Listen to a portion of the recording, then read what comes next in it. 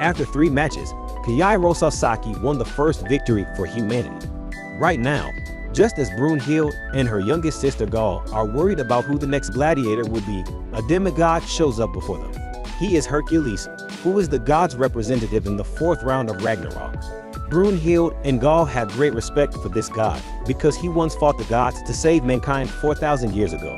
Hercules wishes them good luck and quickly leaves. While Gaul wonders who will be suitable to fight a demigod as powerful and righteous as Hercules, Brunhild has the answer. She will choose the human she hates the most, the foulest scum among scumbags, the vilest piece of filth that ever existed. He is Jack the Ripper, who was a bloodthirsty serial killer. When Hercules learns that his own opponent is a serial killer, he is extremely angry and dissatisfied with the representative of humanity.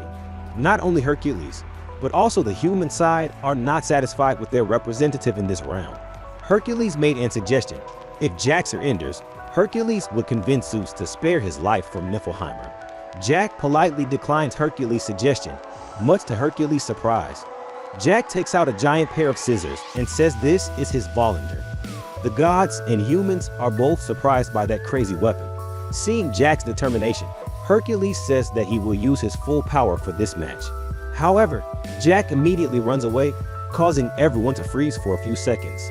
Hercules gets angry and chases Jack into a small alley. He sees Jack enjoying tea and invites Hercules to join him. Hercules approaches Jack and sees a piano string in front of him. He thinks this is just a baby trap and pulls it. The trap is activated, sending thousands of knives to Hercules, but they could not penetrate his body. Seeing the disadvantage, Jack uses the grappling hook to continue running away. Hercules stomps hard on the ground and jumps to Jack's place. He uses the mace to smash Jack's Volender, causing him to fall to the ground. Jack takes a few steps back and launches the same knives at Hercules. However, this time Jack's knives pierce Hercules' body. It turns out Jack lied about his Volender. His real Volender is his pocket. It can allow him to create weapons that can injure the gods. Jack continues to throw knives at Hercules. Hercules doesn't flinch. He swings his mace to block them and approaches Jack step by step. He decides to attack Jack with a direct hit. His tattoos spread all over his body. He uses the first labor in his 12 divine arts, the Nemean Lion. He knocks Jack flying and causes him to dislocate his shoulder. Jack gets up and fixes his shoulder joint back to normal. He takes a large knife from his pocket and says, "Let us raise the curtain on Act 2. Ares states that Hercules completed the 12 labors and mastered the 12 divine arts. But those tremendous powers come at a price. Every time he uses their powers, the tattoos spread. Every millimeter spread inflicts him with unbearable pain that would knock out the demigod. If those tattoos cover his body, he will die." Jack keeps his distance from Hercules and throws knives at him. Hercules is on the defensive while approaching Jack. Jack is suddenly able to move in the air by stepping on piano strings. They are strewn all over the street. He uses them as bowstrings to shoot knives at Hercules. Hercules unleashes the 6th labor, the Stymphalian bird, and blows the knives at Jack, damaging Jack's monocle. Jack reveals his strangely red right eye. He mutters something about the fact that he can see the colors of Hercules. He wanted to know what color Hercules would be when he died.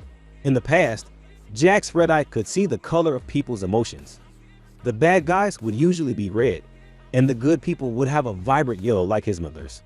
His mother was a prostitute and had 5 abortions. When she was pregnant for the 6th time, she accepted to give birth to Jack and raised him. Jack feels very happy that his mother chose to give birth to him. Until one day, Jack returned from picking up leftovers as usual. He entered the room and saw his mother crying bitterly. It turns out that Jack's biological father is a famous theater actor who is about to marry the daughter of a noble family. 13 years ago, he promised Jack's mother that he would marry her. That's why Jack's mother did not have a 6th abortion, but gave birth to Jack. When she learns that she has been cheated on, she is extremely indignant and takes out her anger on Jack.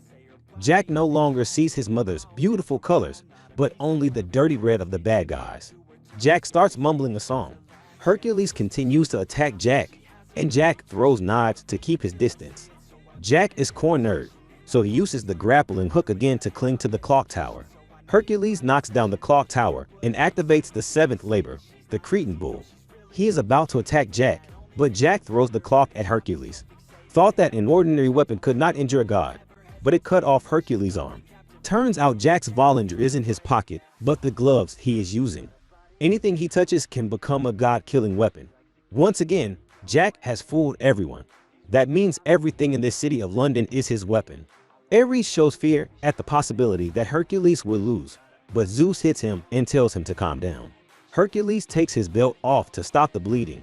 Witnessing the tenacity of Hercules, Jack bows his head in admiration.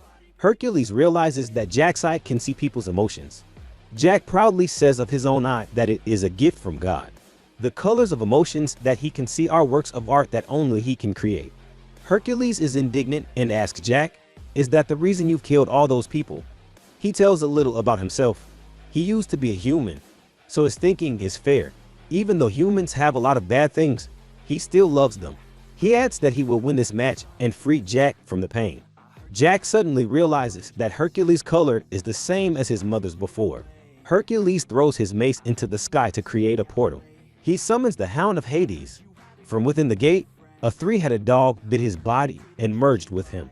These are the 12th labor, Cerberus, and the Hound of Hades. Zeus explains the 12th labor. That thing is devastatingly powerful, but it comes at a high price. That labor will only end when it either devours his opponent or completely consumes Hercules. Hercules throws a punch at Jack that breaks the ground. Jack catches the stones and throws them at Hercules. Hercules continues to lunge at Jack, forcing Jack to jump to dodge Hercules' punch and use a manhole cover as a shield. But Hercules smashes the shield and punches Jack in the face, wounding him. Jack intends to keep his distance from Hercules in the high position, but Hercules jumps into the air to attack Jack, causing Jack to fall to the ground and be pierced by an iron bar of the iron fence. He pulls it out of his body in a scream of pain. Hercules asks Jack to surrender because there is no place for him to run away in this town. Jack uses his rope to cut the building behind him. This building is now also a god-killing weapon. Jack rushes to Hercules to use the strength of his hand to escape while Hercules is crushed by the building. Everyone feels fear before Jack's malicious machinations. However, Hercules rises from within the ruins. Jack sees the color of Hercules' sincere love at this moment, different from the fake color from his mother. Jack can't wait to see Hercules' color change. The two rush to trade punches. They both have time problems. Jack is losing too much blood while Hercules is about to be covered with tattoos. Loki knows that Jack is up to something because he is choosing close combat with Hercules instead of keeping his distance to buy time. Suddenly, Jack launches the iron bar at Hercules but fails and is pushed away. Everyone thinks that victory will go to Hercules, but Jack is still able to get up and continue to approach Hercules. The two deal the finishing blow to each other. Hercules punches Jack in the head, causing him to fall, but Jack quickly regains his balance and uses his blood as a weapon, successfully piercing Hercules' chest. Hercules admits Jack is a very strong opponent and asks Jack, "What is the color of my heart now?" Jack replies that his color has not changed. He still has a bright light. Until the very last moment, Hercules spread his arms wide and hugged Jack. He always loves humanity, no matter what. Then Hercules' soul gradually disappeared forever. Although Jack won, he knows that he lost because he was unable to change the color of Hercules. This is the first time he killed a god and feels extremely uncomfortable. He walks out of the arena, incurring the wrath of the people for slaying their god. Brunhild enters a room where Adam and Lubu are worshipping. She places an image of Hercules beside them and pours him a cup of wine made from her tears. She promises Hercules that she will go with him after saving humanity. At this moment, Zeus is extremely angry over Hercules' death, and they have lost 2 matches in a row.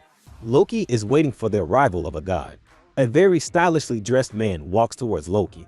He is Buddha, who is a prominent deity in the Dharmic pantheon.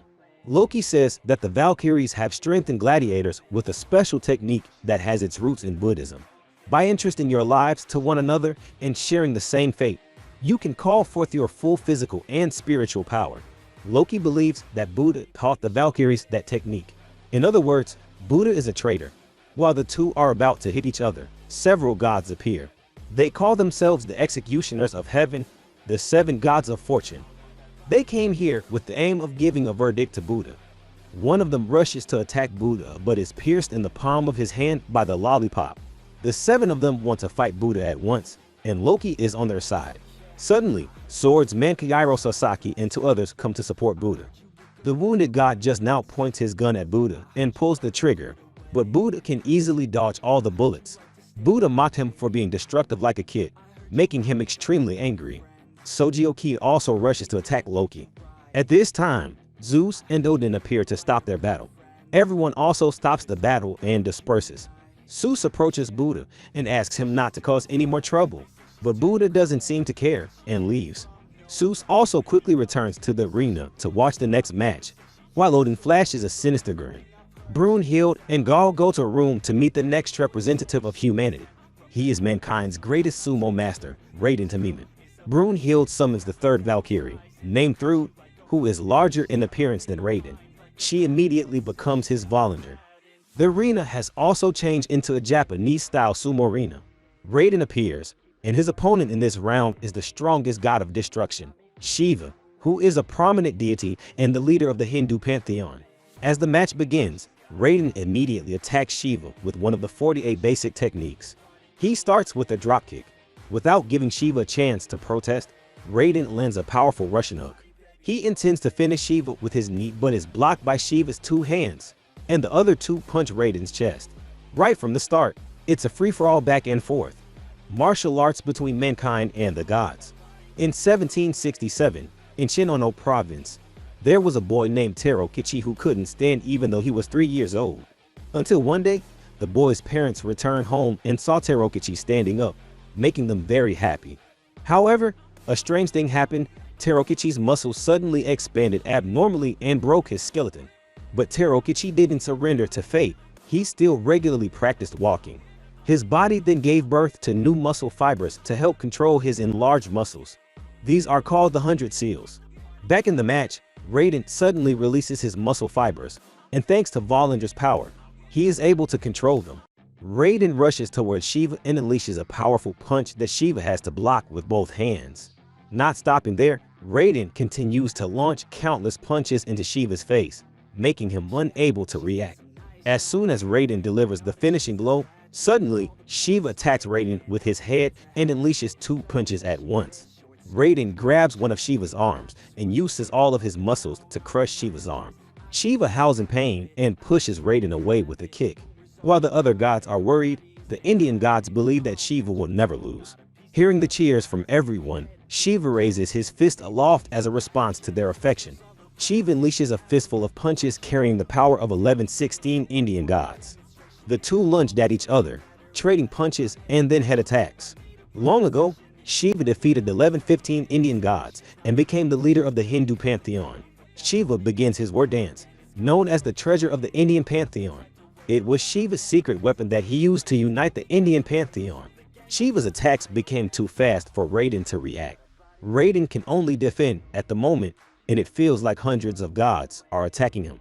Shiva's whole body becomes ablaze, and he unleashes a kick that tears through Raiden's muscles. Everyone assumes that the match is about to end with Shiva's victory. However, Raiden begins to use his secret technique. In the past, Raiden was an undefeated champion in sumo, but in later matches, Raiden realized that his opponents were afraid of him, which made him recall his mother's words not to bully the weak. Since then, Raiden has sealed 4 of his strongest techniques. Now, faced with the power of a god, Raiden decides to unleash his most powerful techniques. He put all his strength into the palm of his hand. He charges towards Shiva and attacks with all his accumulated force. Shiva uses his arms to block, but both his arms are destroyed by Raiden's powerful attack. Even with only one arm left, Shiva is still able to get up and continue the fight. Raiden is currently under great pressure from his muscles, so they are starting to convulse. He asks Thrud to help his muscles move even faster, but she warns that he may die from the destruction of his organs. Shiva also uses his secret technique. He squeezes his heart to make it beat faster, and his whole body burns fiercely. The two, carrying the hopes and dreams of their loved ones, rush to each other to trade their strongest punches. Raiden's muscles are burned while defending against Shiva's attacks. That technique of Shiva's is the final ace up his sleeve. He's forcibly stimulating his spirit to cause himself to burn. At this rate, he will end up burning himself up. Raiden is repeatedly receiving fiery punches from Shiva, but his hands and knees still haven't touched the ground. He pushes Shiva away to escape the attacks. At this moment, Shiva's body is slowly burning. It's a battle to see which of them crumbles first. Raiden once again uses his technique, and Shiva decides to confront it with the Devaloka technique. Shiva tears off Raiden's right arm with a kick. Raiden thanks Shiva for making it possible for him to use the full power of Sumo. He tells Thru to leave his body for her life, but she chooses to stay by Raiden's side because she loves him. Shiva gives all his respect to Raiden and finishes him off. Then Shiva leaves. The sumo wrestlers decided to pay their respects to Raiden by stomping on the ground. Although Shiva is badly injured, he still smiles happily and tells Zeus that humanity is not as weak as they thought. Zeus goes to Buddha to ask him to represent the gods in round 6. Buddha asks Zeus, "You really want to destroy mankind that badly?" Zeus replies that he simply doesn't like losing. Seeing Zeus pose a threat, Buddha agrees to participate in the 6th round and tells Zeus to enjoy it. Immediately, the 6th match begins. The representative of the gods this time is Buddha, who once guided mankind from their carnal desires, the one who cast light upon their path in the darkness. However, Buddha walks to the place of humanity and declares that he will fight for humanity. The gods are extremely indignant when they hear Buddha's statement. Buddha adds that if the gods aren't going to save mankind, then he will. And if any god gets in his way, he will kill them. Thank you for watching the summary of the anime record of Ragnarok. I hope you guys enjoyed this video. Give it a like if you did. Subscribe for more anime recaps. And don't forget to ring that bell to be notified of new uploads. See you all next time.